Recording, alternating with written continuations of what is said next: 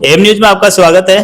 श्रीगंगानगर के जो निजी जो शिक्षण संस्थान हैं, उन्होंने अभी कुछ समय पहले जिला जो शिक्षा अधिकारी है उनको एक ज्ञापन दिया है। उस ज्ञापन में ये बताया गया है कि जो निजी जो शिक्षण संस्थाएं हैं उन्हें अपने जो संचालन में काफी कुछ समस्याओं का सामना करना पड़ रहा है। आरटी की जो कुछ जो नियम है उसमें भी काफी कुछ जो बदलाव हुए हैं, उससे भी काफी परेशानी आ रही है। तो हमारे साथ स्वयंसेवी शिक्षण संस्थान संघ के जो प्रदेश जो सचिव हैं अरुण गोदारा जी हमारे साथ मौजूद है। हम उससे चर्चा करते हैं कि क्या कुछ जो मांगे हैं इस ज्ञापन में दी गई है और क्या कुछ समस्याएं जो है आने वाले टाइम में इनको आ रही है। जी सर, आपका स्वागत। धन्यवाद सर। सबसे पहले तो आपके चैनल के सभी दर्शकों को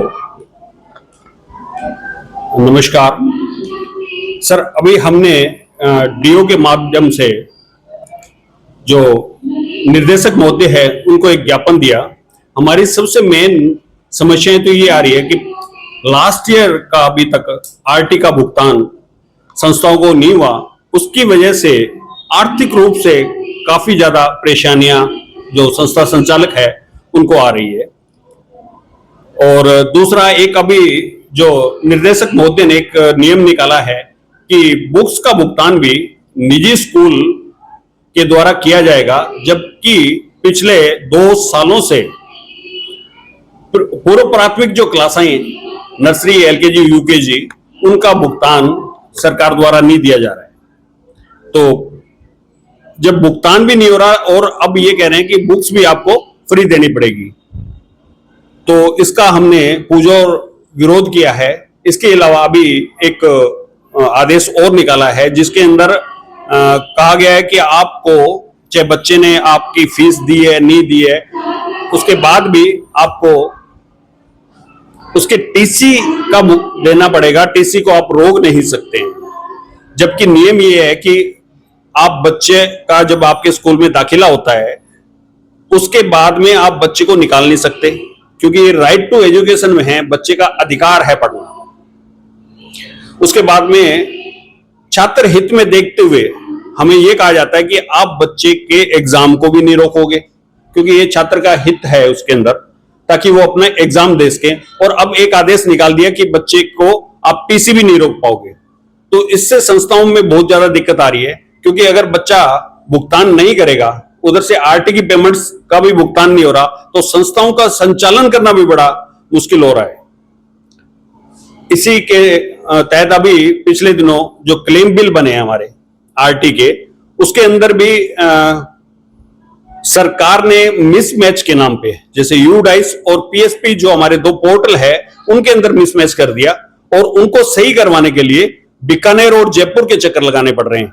जबकि अगर सरकार को उनको सही करवाना था तो डीओ लॉगिन से भी उसको ठीक करवाया जा सकता था, या फिर भुगतान करने के बाद भी उसको टाइम दिया जा सकता था और स्कूलों द्वारा उनके खुद के पोर्टल से उसको सही करवाया जा सकता था।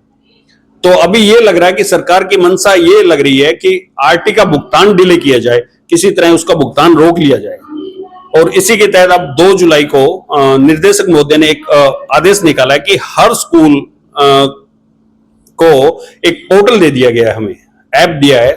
फोन पे एक ऐप है, उसमें 45 पॉइंट है, 45 बिंदु है, जिसके अंदर हर महीने स्कूल को चेक किया जाएगा। अगर हर महीने स्कूल चेक होगा तो स्कूल में और जो चेक करने वाले जो दूसरे नोडल स्कूल्स है उन दोनों की पढ़ाई डिस्टर्ब होगी। तो हम चाहते हैं कि इसको तुरंत वापस लिया जाए और आरटी का भुगतान किया जाए। सर, जो ये 45 पॉइंट जो सरकार ने जो बनाए हैं, तो ये सिर्फ निजी शिक्षण संस्थाओं पर ही लागू होंगे या सरकारी स्कूलों पर भी है?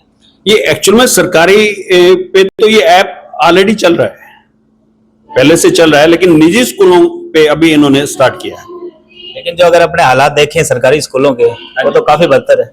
जी, उसके अंदर सरकारी स्कूल के पास एक ऑप्शन होता है, अगर मान लो भवन सुरक्षित नहीं है तो वो प्रिंसिपल लिख के दे दे कि हमने तो लिख दिया सर भवन सुरक्षित नहीं है। लेकिन प्राइवेट में ऐसा पॉसिबल नहीं है, उनको कहेंगे कि आप भवन बनवाओ, चाहे सफाई व्यवस्था है, भवन है, या टीचर रेशियो है, वो रिस्पॉन्सिबिलिटी प्राइवेट स्कूल की खुद की है।